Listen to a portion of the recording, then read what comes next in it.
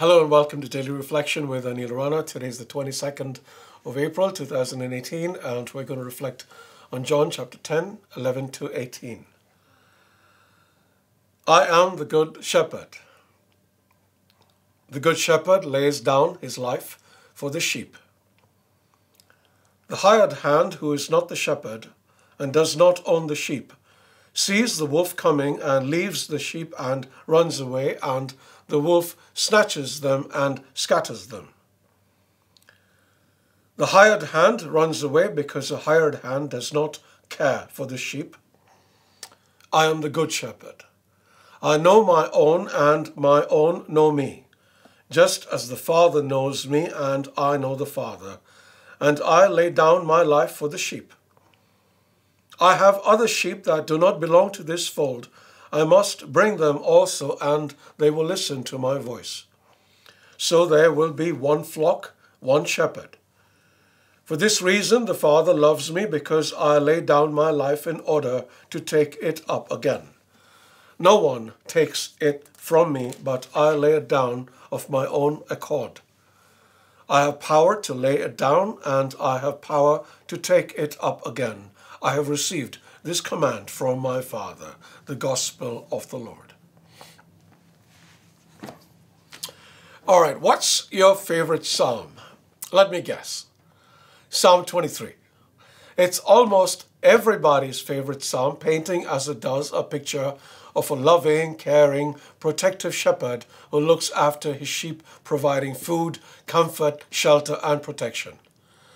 When Jesus says that he is the good shepherd, this is the illustration that immediately comes to mind.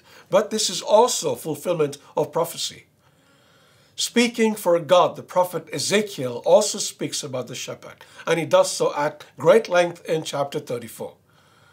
I will search for my sheep, he says. I will seek the lost. I will rescue them. I will bring back the strayed. I will bind up the injured. I will strengthen the weak. I will gather them. I will feed them with justice, among other things. And then he says, I myself will be the shepherd of my sheep.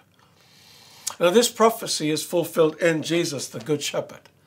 He searches for his sheep. He seeks the lost. He rescues them. He brings back those who have strayed. He tends to the injured. He strengthens the weak. He feeds them, leading them to the green pastures the psalmist promises, and to the still waters they can drink from.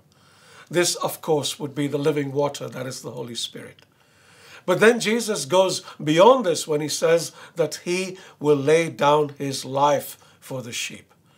It is what his Father has asked him to do, but he does so freely.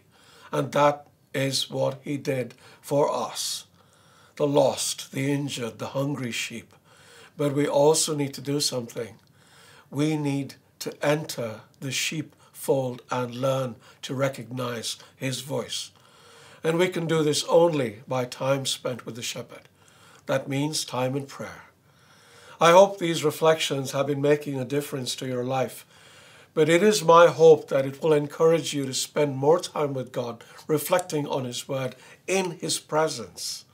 You have the shepherd's promise of what he will do when you are with him. May you spend a lot of time with the shepherd. God bless you.